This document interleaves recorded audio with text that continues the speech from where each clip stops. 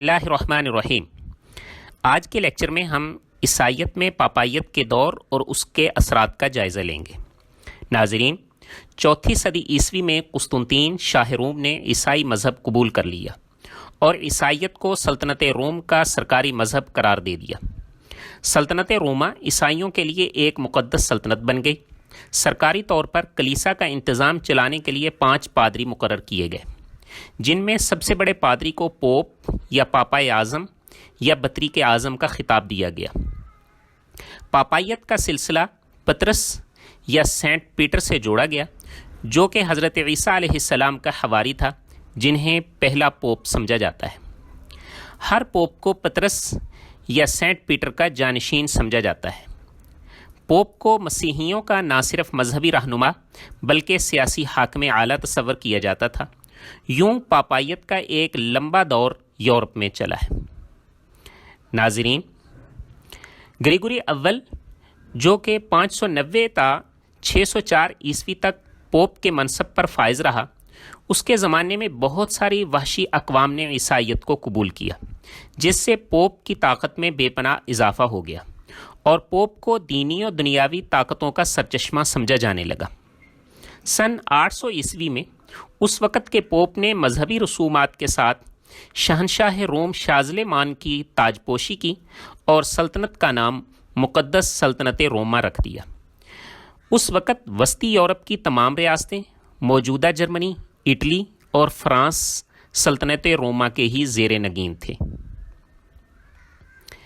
شازلمان کی وفات کے بعد جب مقدس سلطنت میں انتشار پیدا ہو گیا اور ہر چھوٹا بڑا حکمران اپنی جگہ خود مختار بن گیا، تو یہ پوپ ہی تھا جس کی مداخلت سے آٹو اعظم کو باقاعدہ بادشاہ تسلیم کیا گیا، اور پوپ کے ہاتھوں نئے بادشاہ کی تاج پوشی کے بعد تمام سرداروں، جاگیرداروں اور چھوٹے بڑے فرمانرواؤں نے یہ طے کر لیا کہ آئندہ صرف اسی کو بادشاہ تسلیم کیا جائے گا جس کی تاج پوشی پوپ یا اس کے نمائندے کے ذریعے ہوگی۔ یوں 17ویں صدی عیسوی تک یورپ کے بادشاہوں کے تخت و تاج عملاً پوپ کے ہاتھ میں تھے۔ اس سارے پس منظر میں پوپ کے محل کی بھی اپنی ایک شان و شوکت تھی۔ پوپ نہ صرف مذہبی رہنما تھا بلکہ سیاسی حاکم اعلیٰ بھی تھا، اور شان و شوکت میں اس کا دربار بادشاہوں کے دربار کو بھی شرماتا تھا۔ ہیرے جواہرات کا بنا ہوا عظیم الشان تاج پوپ کے سر پر سجایا جاتا تھا۔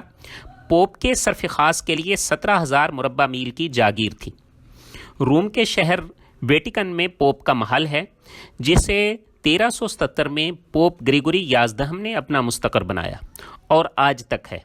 یہ اپنی وسعت کے اعتبار سے دنیا کی سب سے بڑی عمارت ہے۔ یہ محل 1151 فٹ لمبا اور 776 فٹ چوڑا ہے۔ اس کی کئی منزلیں اور 4000 کمرے ہیں۔ بے شمار زینے، متعدد باغات اور ہال اس میں شامل ہیں۔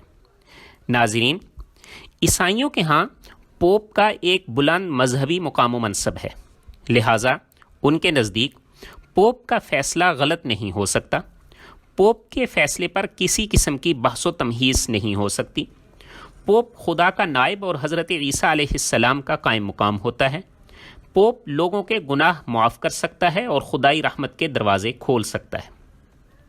ناظرین، اس طاقت و سلطنت کے پس منظر میں پوپ نے عیسائیوں پر بے پناہ مظالم بھی ڈھائے۔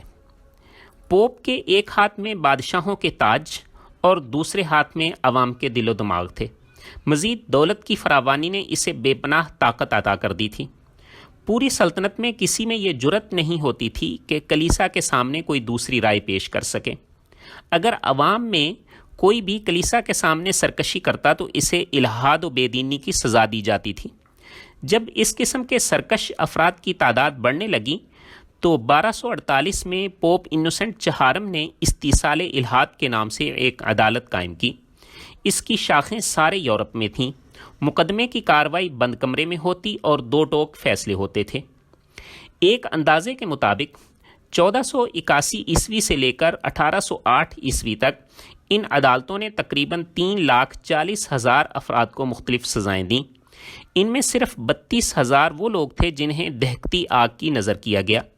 گلیلیو اور برونو جیسے ماہرین سائنس کو آگ کی نظر کر دیا گیا۔